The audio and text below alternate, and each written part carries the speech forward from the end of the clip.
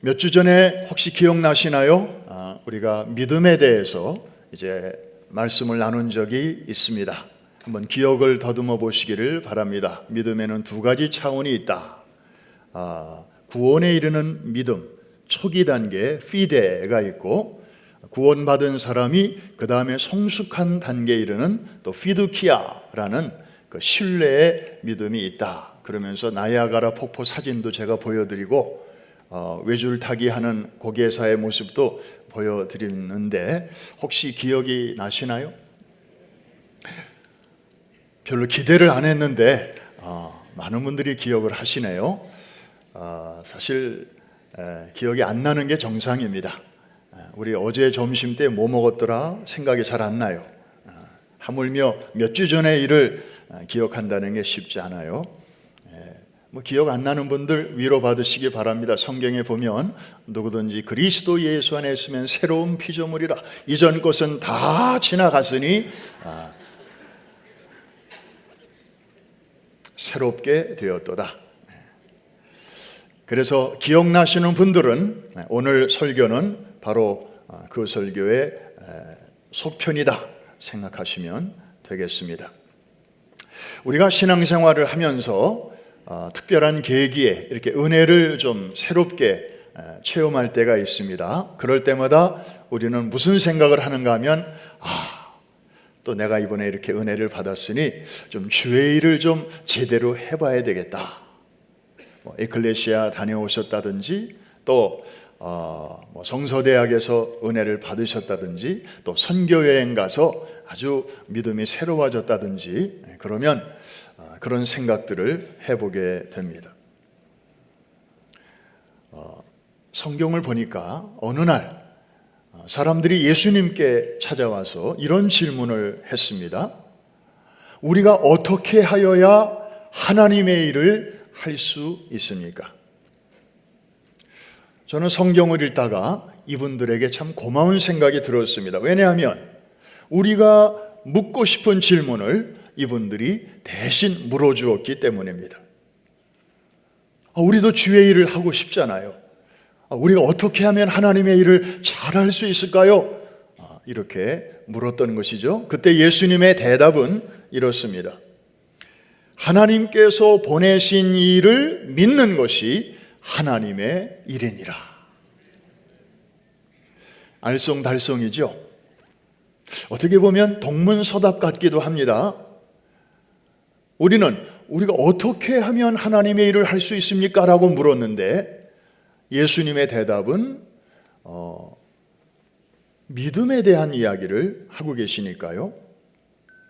그런데 예수님의 대답 속에는 정말 핵심이 들어 있었습니다. 일이 먼저가 아니라 믿음이 먼저라는 것입니다. 특별히 하나님과 우리 인간의 관계에서는 인격 대 인격의 관계이기 때문에 이것은 일보다도 우선 믿음이 우선돼야 한다는 것입니다.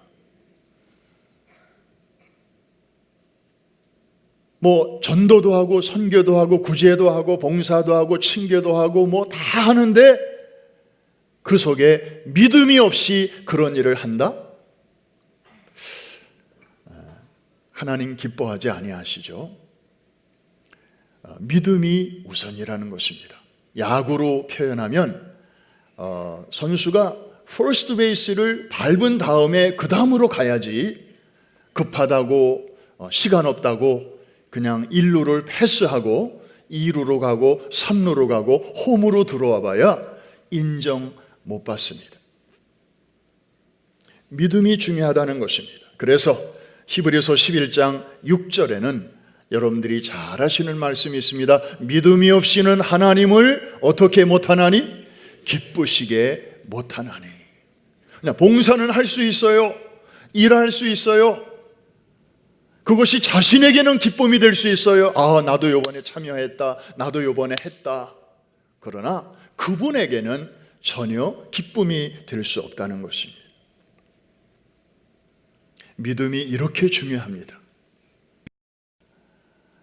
인격과 인격의 관계이기 때문입니다. 범죄한 인류를 위해서 하나님이 행하신 가장 큰 일은 독생자 예수님을 우리 가운데 보내주신 일입니다. 할렐루야. 그렇다면 인간이 사람으로 태어나서 정말 해야 할 가장 크고도 중요한 일이 있다면 무엇일까요? 하나님이 보내신 바로 그분 예수 그리스도를 환영하고 받아들이는 일일 것입니다. 다시 말해서 예수를 잘 믿는 일입니다.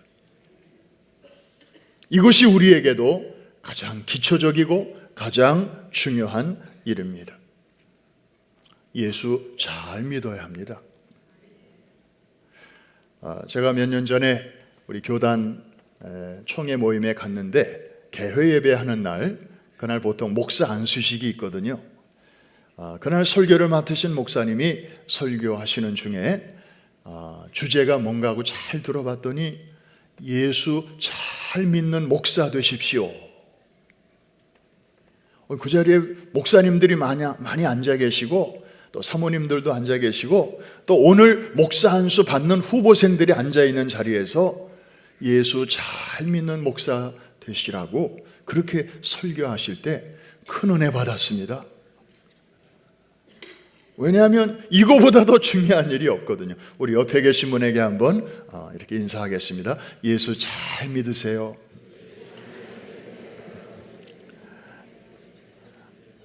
우리 지난 시간에 공부한 것처럼 율법에 대해서 우리 잠깐 나누었죠. 율법은 본래 선하고 거룩한 것입니다. 그렇지만 율법을 통해서는 하나님 앞에 옳다 인정받을 수 있는 사람은 해 아래 한 사람도 없었습니다.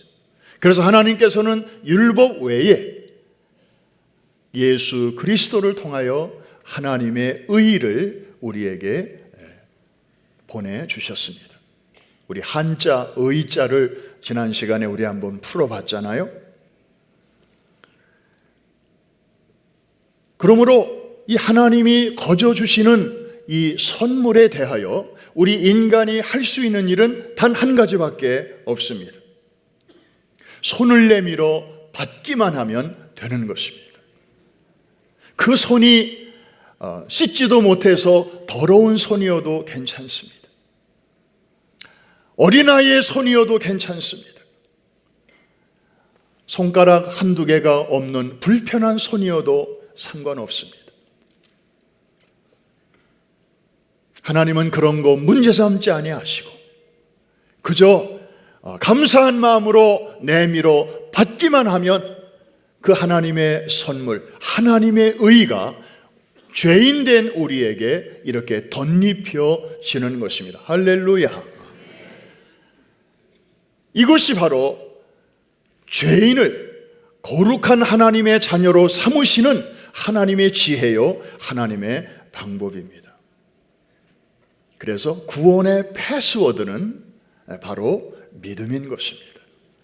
모든 믿는 자에게 구원을 주시는 하나님의 능력이 됨이니라. 여러분들 컴퓨터 할 때 패스워드를 이렇게 넣게 돼 있잖아요. 때로는 내 컴퓨터인데도 패스워드를 잘못 넣으면 이렇게 들어갈 수가 없어요.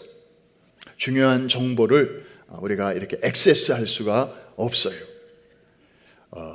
이 패스워드는 참 중요한 것이에요. 그런데 올바른 패스워드를 넣기만 하면 이제 그 안에 있는 찬란한 세계가 열리게 되는 것이죠. 그런데 하나님은 이 패스워드를 너무 복잡하게 만들어 놓지 않으셨어요. 왜?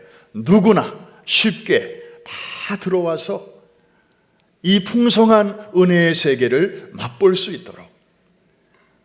그래서 한 번 더 따라해 주시기 바랍니다. 구원의 패스워드.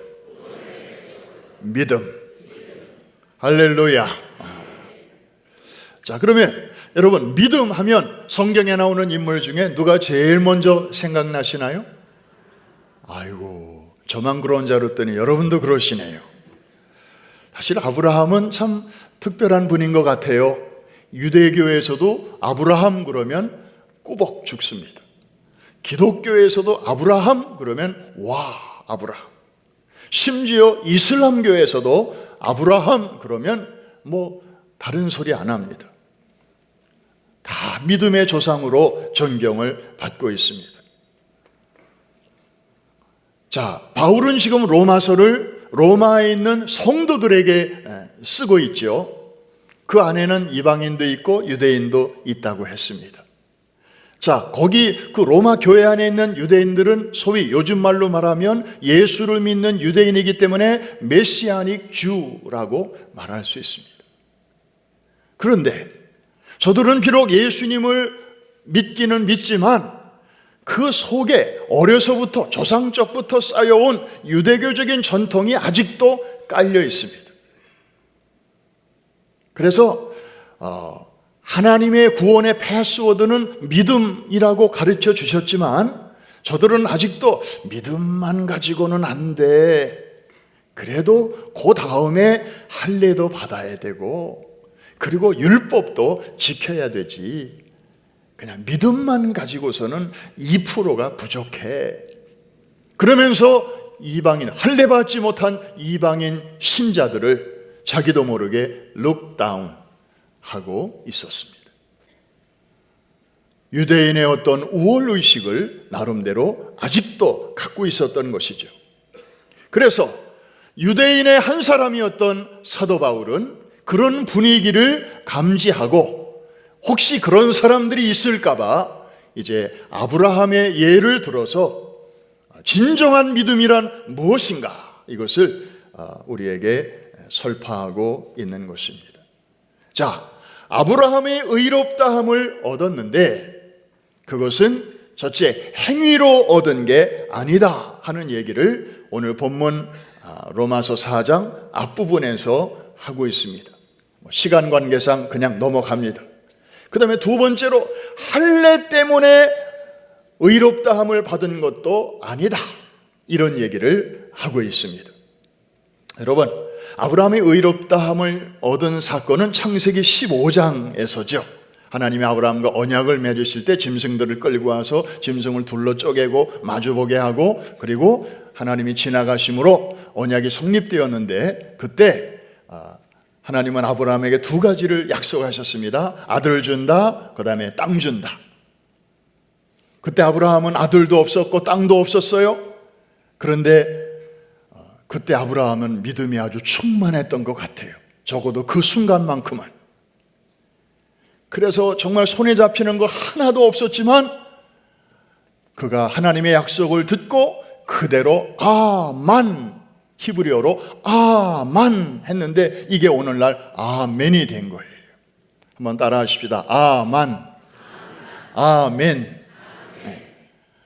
아브라함이 아멘 했더니 하나님이 이것을 그의 의로 여기셨다.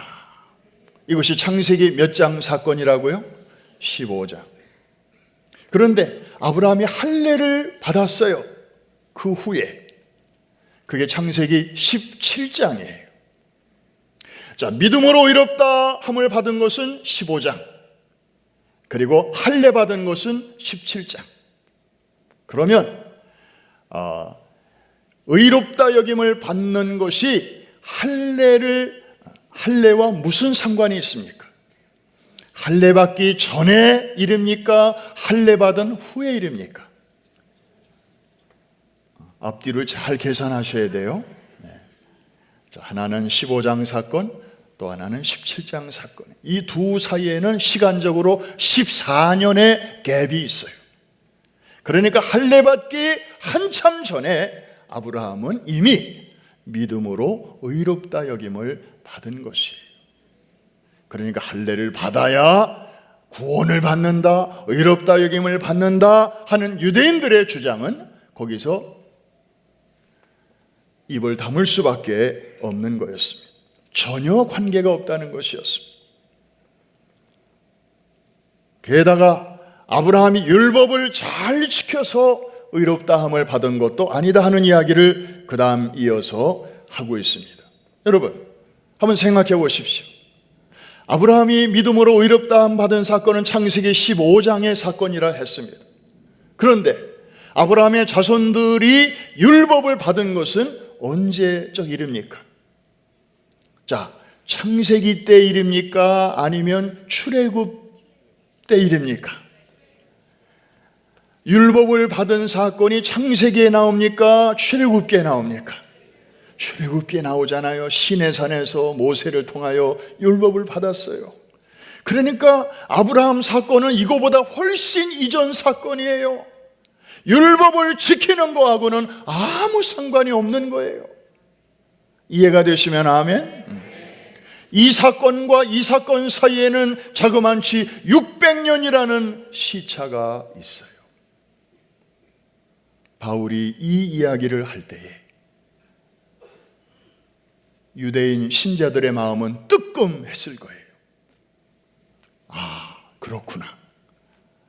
사람이 의롭다 여김을 받는 것은 할례 때문도 아니고 행위 때문도 아니고 율법 때문도 아니고 오직 믿음으로 누구나 유대인이나 이방인이나 차별 없이 구별 없이 하나님께서 다 이렇게 우리를 받아주시는구나.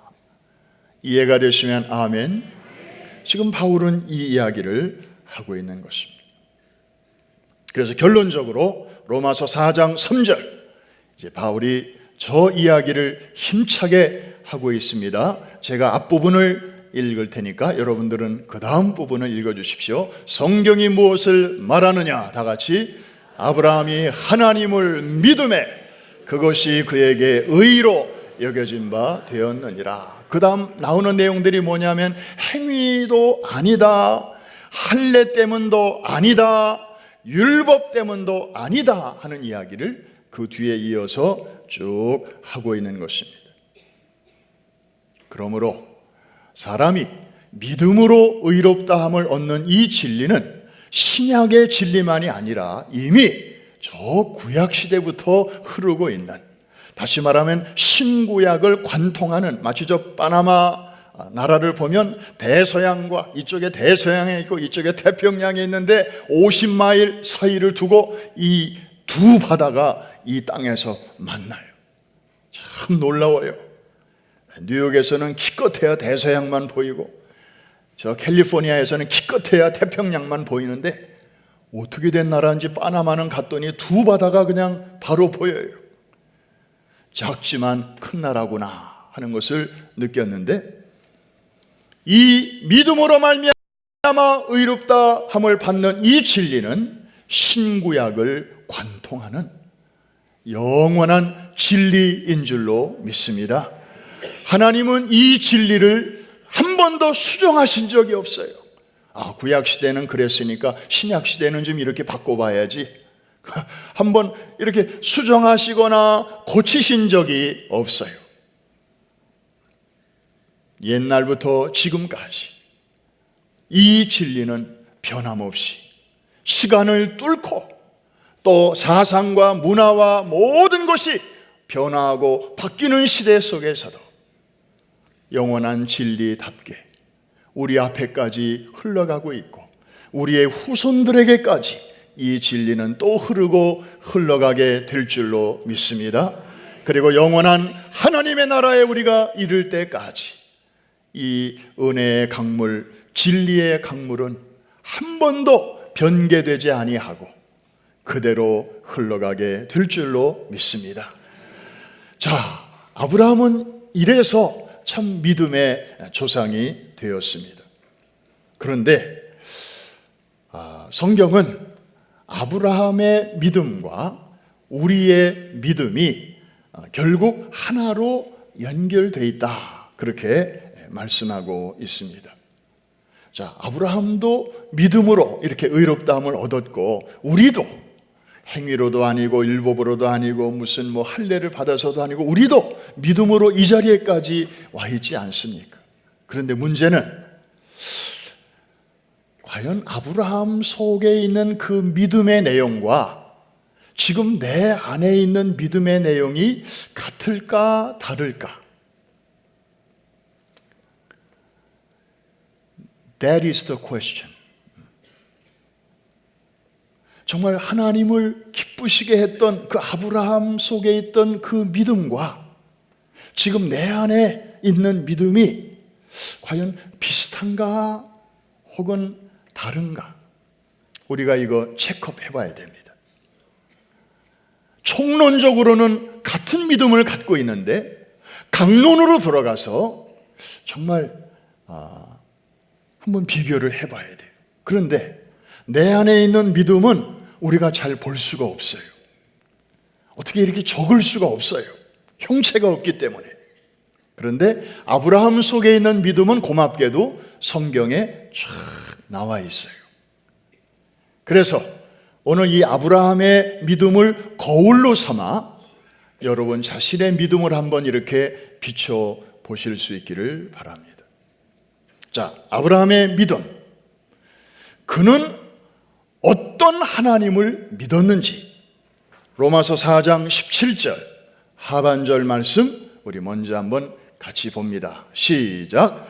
그가 믿은 바 하나님은 죽은 자를 살리시며 없는 것을 있는 것으로 부르시는 이시니라. 저게 아브라함 속에 꿈틀거리고 있는 믿음이었어요. 자, 한 번 더 읽으실 때 여러분들의 마음속에 뭔가 이렇게 확 올 수 있으면 좋겠네요. 한 번 더 시작. 그가 믿은 바 하나님은 죽은 자를 살리시며 없는 것을 있는 것으로 부르시는 이십니다. 하나 묻습니다.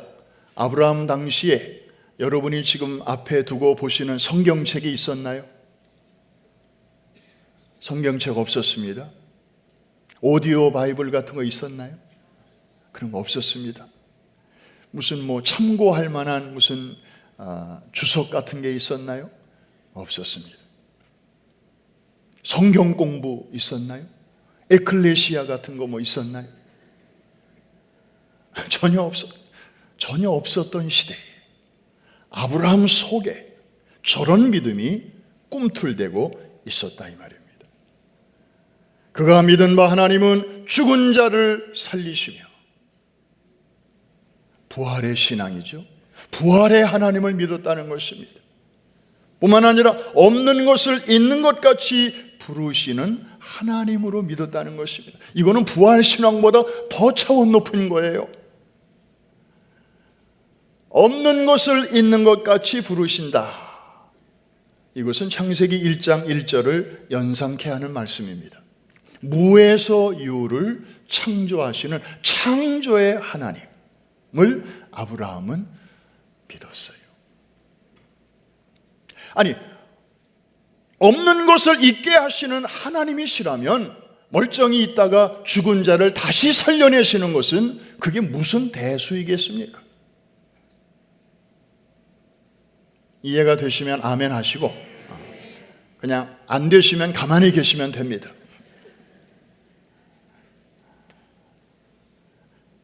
아니, 그 옛날에 아브라함 속에는 이 창조주 하나님과 부활의 하나님을 믿었다는 것입니다. 요즘에 이런 분들이 많이 계시죠. 맞아, 하나님 계신 거 나 믿어. 하나님 존재하셔. 그 진화론 공부해 보니까 그거 좀 깊이 들어가 보니까 하나님이 아니고서는 설명이 안 돼. 그러니까 하나님이 계셔야 돼. 하나님이 계시다고 생각하는 게 편해. 여러분, 이런 차원의 신앙이 아닙니다. 지금 아브라함의 신앙은. 다시 한 번 더, 아까 그 말씀, 너무 중요한 고백인데 지금 우리한테 저게 필요해요. 한 번 더 큰 소리로 시작. 그가 믿은 바 하나님은 죽은 자를 살리시며 없는 것을 있는 것으로 부르시는 이시니라. 자, 저렇게 믿었던 아브라함에게 저게 진짜 아브라함의 신앙이었음을 보여주는 증거가 있습니다. 로마서 4장 19절 한번 제가 읽습니다. 그가 100세나 되어 자기 몸이 죽은 것 같고 사라의 태가 죽은 것 같음을 알고도 믿음이 약하여지지 아니하고. 여러분, 아브라함이 지금 자기가 100세가 될 때까지 자식이 없었어요. 자기 부인은 90세. 그러니 멀쩡히 사라는 있지만 자식을 낳는 그런 생식 능력에 있어서는 자기도 죽었고 자기도 끝났고 와이프도 끝났다 이 말입니다. 나는 젊은데 저쪽이 너무 늙었다. 혹은 저쪽은 젊은데 내가 너무 늙었다. 그래도 한쪽이라도 좀 가능성이 있으면 좀 포기할 수는 없겠죠. 그런데 자기도 끝났고 저쪽도 끝났어요. 이중적 죽음의 상황이었어요. 인간의 힘으로는 자식을 도저히 낳을 수 없는 그런 상황까지 간 거예요. 인간의 측면으로 보면 거기까지 간 거고, 하나님의 관점으로 보면 거기까지 하나님이 그냥 기다리신 거예요. 왜? 조금이라도 인간의 가능성이 들어가면 내가 했지, 우리가 했지 할까 봐.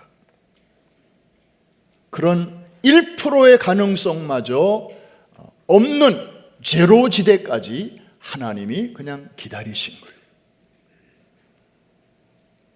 아브라함 부부는 이제 부인할 수 없어요. 우리 힘으로는 도저히 자식을 낳을 수가 없구나. 그거를 알았단 말이죠. 근데 저는 오늘 이 본문을 읽으면서 어느 한 단어에 탁 부딪혔습니다. 늘 보는 단어인데 오늘따라 확 크게 이게 줌업이 돼서 다가오는데, 그 단어가 알고도라는 것이었습니다. 한번 따라 하십시다. 알고도. 아니, 어떻게 저걸 몰랐으면 몰라도 알고도 저런 행동을 할 수 있을까? 알았으면서도 어떻게 저런 믿음의 행동을 할 수 있을까? 아니, 알았으면 거기에 맞춰서 행동을 해야 되는 거 아닌가? 본문 보니까 알고도 믿음이 약하여지지 아니하고.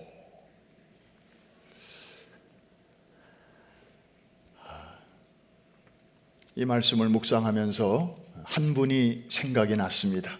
여러분이 잘 아시는 분입니다. 코렌곽 권사님. 여러분들이 아시는 대로 참 아주 활발하고 활달하고 활동적인 그런 분이시잖아요. 그런데 작년 말부터 기침을 좀 이렇게 많이 하고, 그래서 겨울이라 그냥 감기 몸살 심히 들었나 보다 대수롭지 않게 생각하고 병원에 가서 검사를 해보니까 암이 하나도 아니고 여러 개가 온몸에 퍼져 있다는 것입니다. 그래서 의사 말이 최고로 실력 있는 병원에 가서 검사했는데, 그 의사 말이 짧게는 3개월, 길면 6개월. 그것이 1월 초의 진단이었습니다.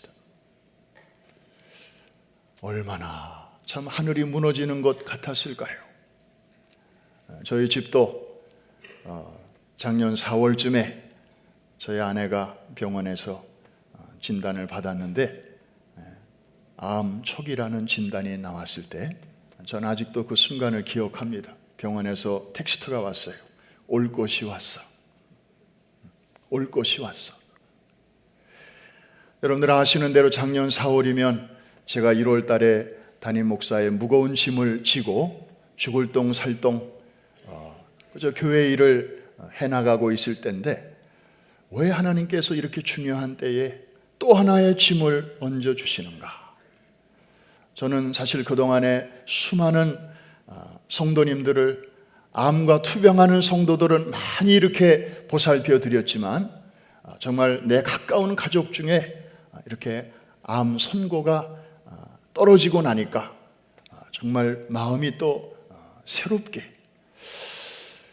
그런데 이 권사님은 정말 초기도 아니고 또 암이 하나도 아니고 여러 개가 속에서 막 퍼지고 이래서 당장 수술하기도 어렵다는 거예요. 이것이 의사들이 전해준 소식이었습니다. 그때부터 많은 분들이 기도를 시작했고, 특별히 중요한 것은 본인의 믿음이었죠. 참 감사한 것은 그 코렌 권사님이 거려운 중에서도 믿음의 자세를 흔들리지 않고 하나님 앞에 아주 기도하면서 믿음으로 이렇게 대처해 나가기로 했어요. 그래서 의사들의 도움은 도움대로 받으면서 또 신앙적으로 하나님, 제가 아직 할 일이 있습니다. 복음을 위하여, 하나님의 영광을 위하여 해야 할 일이 아직 많이 남아 있습니다. 하나님, 제가 믿음으로 나갈 테니까 하나님이 길을 열어 주십시오 하고 선포하고, 그리고 이제 치료를 시작했는데 그 중간중간에 어려운 고비가 참 많았죠.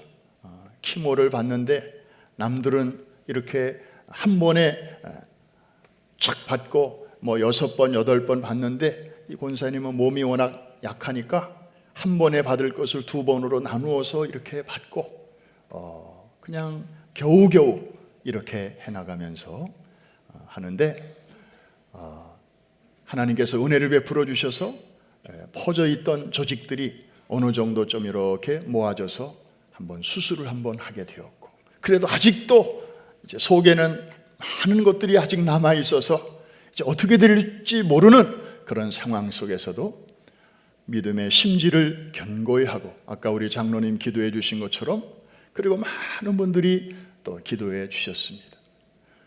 6개월이 지났을 즈음에 병원에 가서 진단을 해보았습니다. 정밀 검사를 했습니다. 의사들 암세포를 찾을 수가 없다는 것입니다. 할렐루야. 뭐 좀 이상한 것들이 여기저기 있기는 하지만 전에 보이던 암세포가 보이지 않는다는 것이에요. 지난 6월 말에 권사님이 우리 동료 권사님들과 몇몇 분들을 맨하탄으로 초청을 하셨더라고요.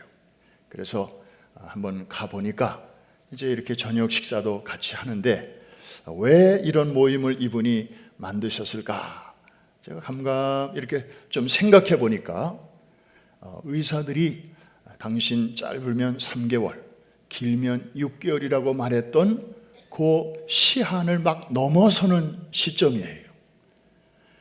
하나님의 은혜로 그 의학적 통계에 얽매이지 않고 믿음으로 일어서게 하나님이 도와주신 줄로 믿습니다.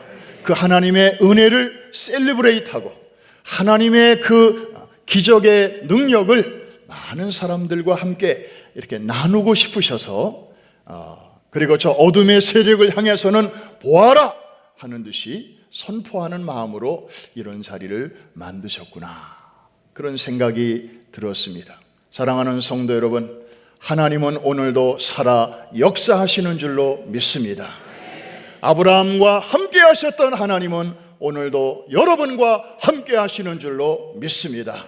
아브라함은 자기 몸과 아내의 몸의 상태를 알고도 믿음이 약하여지지 아니하고 하나님의 입으로 말씀하신 그 약속을 그대로 이루실 줄을 확신하였기에 하나님께서는 아브라함을 부끄럽게 하지 아니하셨습니다.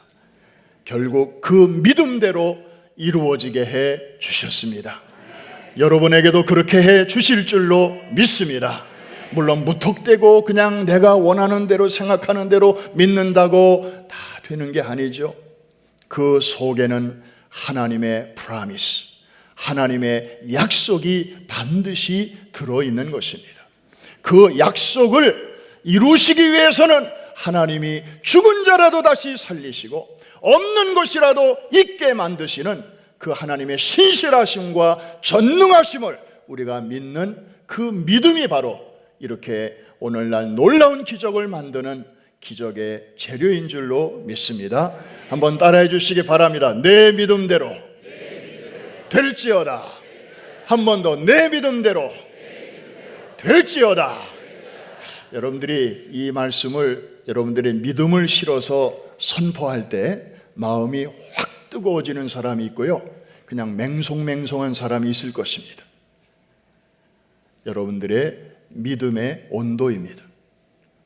하나님의 약속, 왜 나를 이 땅에 보내셨는가? 왜 나를 뉴욕에 보내셨는가? 왜 나를 프라미스 교회에 보내셨는가? 왜 나에게 이런 환경을 허락하셨는가? 거기에 반드시 하나님의 이유와 목적이 있을 텐데, 그냥 단순히 오래 살기를 바라고, 단순히 좀 더 큰 집에서 살기를 바라고, 좀 더 우리 애들이 잘 되기를 바라고, 뭐 이런 차원이 아니라 영원한 복음을 위하여, 정말 하나님의 나라를 위하여, 주님, 어차피 잠깐 살다가 가는 인생인데 우리 프랭크 집사님처럼 정말 짧지만 화끈하게 굵게 그렇게 살다가 가고 싶지. 그냥 뭐 성경에서 제일 저는 불쌍한 사람이 무두셀라가 아닌가 싶어요. 제일 오래 살았어요. 뭐 969세를 살았나요?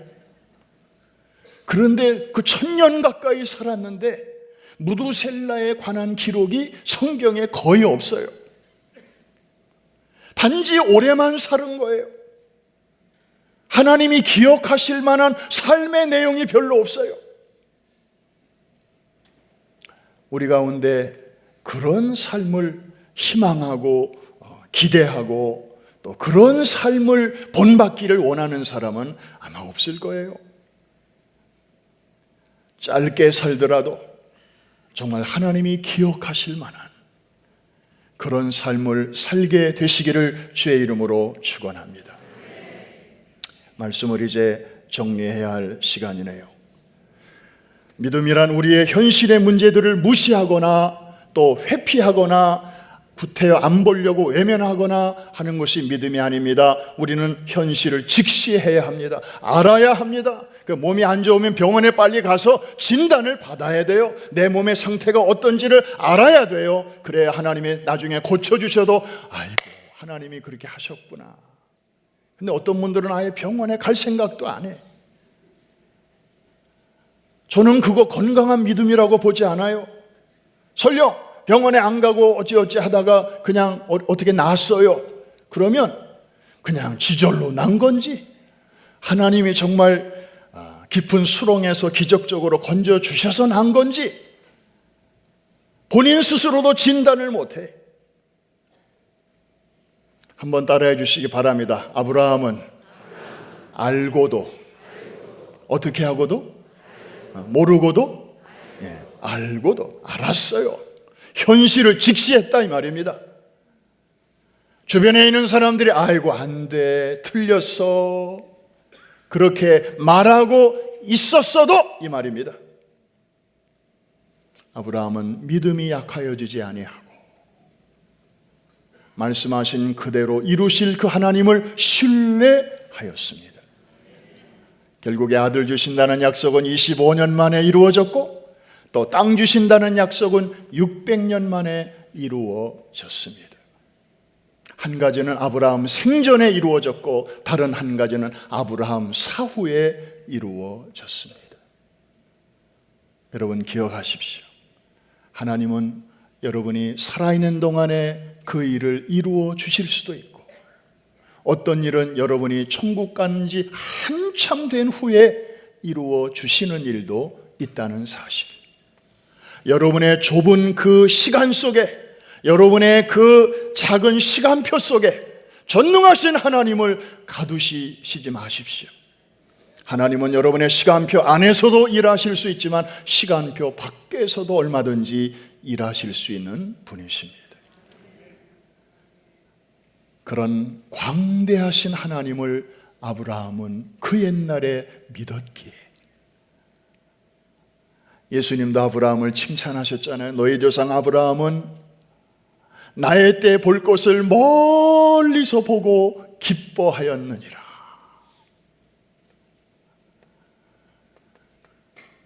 아브라함은 자기가 기다리던 아들만을 본 게 아니라 그 아들을 통해서 그 후손 중에 결국에 이 땅에 찾아오실 복의 근원 되시는 참 복의 실체 되시는 그 예수님이 오실 것까지를 멀리서 믿음의 눈으로 바라보았다는 것입니다. 이러한 영적인 원시안을 우리 모두 갖게 되시기를 주의 이름으로 축원합니다. 이제 마쳐야 할 시간인데 부지런히 뛰어넘어서 한 구절만 우리 생각하고 마치겠습니다. 아브라함이 100세 때 아들을 얻었잖아요. 눈에 넣어도 아프지 않은 이 아들인데 어느 날 하나님께서 아브라함에게 명령하십니다. 그 아들을 내게 바치라는 것입니다. 아니, 하나님이 주신 아들인데 이 아들을 통해서 후손을 많이 이루겠다고 하셨는데 이 아들을 바치면, 이 아들이 죽으면 그 다음 약속은 어떻게 되는 것인가? 아브라함의 관심은 그거였습니다. 아이고, 내 아들 죽으면 안 돼, 뭐 이런 차원이 아니었고, 바치라면 바치겠는데 그 다음 약속, 후손이 오는 길이 끊어지는데 어떻게 되나?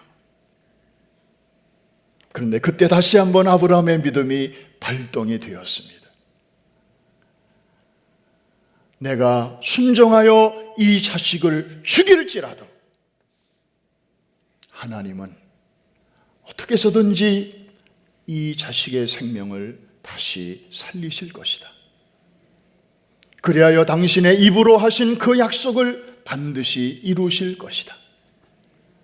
나는 순종할 뿐이지만, 순종하여 나의 할 일을 할 뿐이지만 하나님은 또 하나님의 하실 일을 하실 것이다.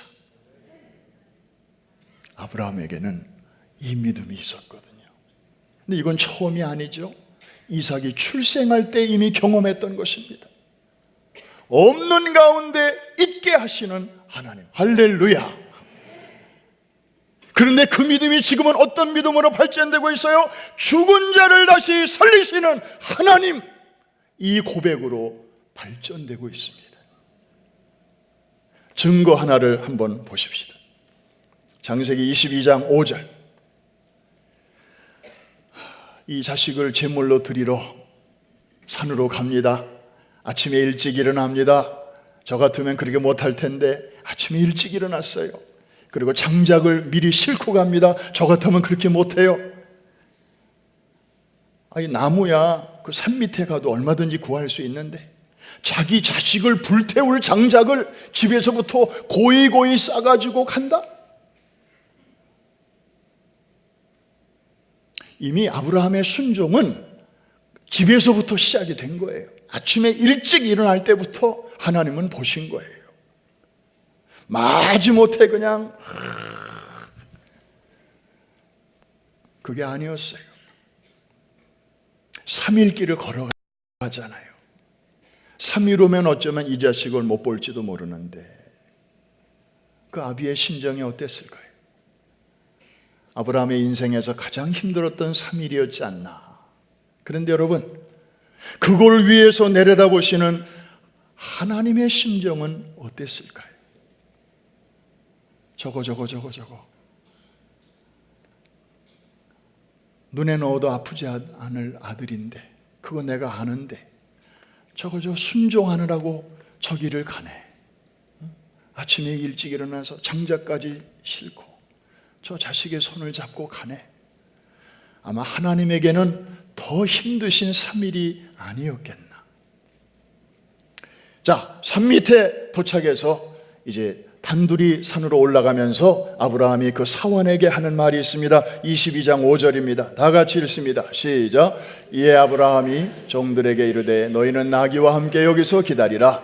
내가 아이와 함께 저기 가서 예배하고 우리가 너에게로 돌아오리라. 저기 이상한 단어 하나 빨리 찾아보세요. 우리가.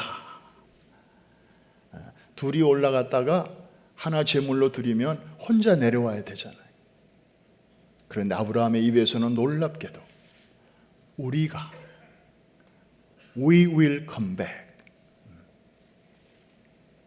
우리가 전에 보던 개역 성경에는 우리가라는 단어가 빠져 있습니다. 그런데 우리가 지금 보고 있는 개역 개정에는 우리가라는 단어가 고맙게도 나와 있네요. 여러분, 저거 그냥 하는 소리 아니잖아요. 아브라함 속에 어떤 믿음이 있음을 보여주나요? 내가 죽인 자식을 하나님은 살리실 것이다. 내가 그 이삭으로 말미암아 너의 후손이 저 하늘의 별떨기처럼 바닷가의 모래처럼 많아지게 될 것이라는 그 하나님의 약속을 지키시기 위해서 하나님은 능히 그런 일을 행하실 수 있는 분이시다. 이게 아브라함의 믿음이었습니다. 그리고 그 믿음대로 되었습니다. 이삭을 돌려받았습니다. 그렇다고 해서 이삭을 안 바쳤나요? 한번 묻습니다. 아브라함이 이삭을 바쳤나요? 안 바쳤나요? 바칠 뻔했나요? 성서대학 시험에 한번 내야지 이거. 바쳤다 1번, 바칠 뻔했다 2번, 안 바쳤다 3번. 저의 대답은 1번입니다. 바친 겁니다. 하나님 받으신 거예요. 아멘 소리가 이렇게 작으면 이거 제가 잘못 가르친 셈이 되네. 바친 거예요. 하나님이 받으신 거예요. 그래서 확인하십니까? 이미 채점 끝났어요. 집을 떠날 때부터 하나님 채점 끝났어요. 하나님은 그런 믿음을 보시고 기뻐하신 거예요. 한 번 더 따라 하십시다. 믿음이 없이는 하나님을 기쁘시게 못하나니. 하는 거 봐서 순종하고 이런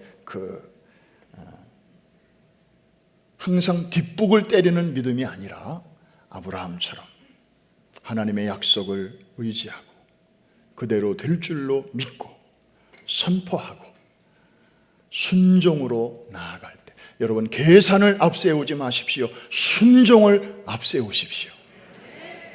아브라함의 사건이 여러분의 사건이 될 줄로 믿습니다. 기도하겠습니다.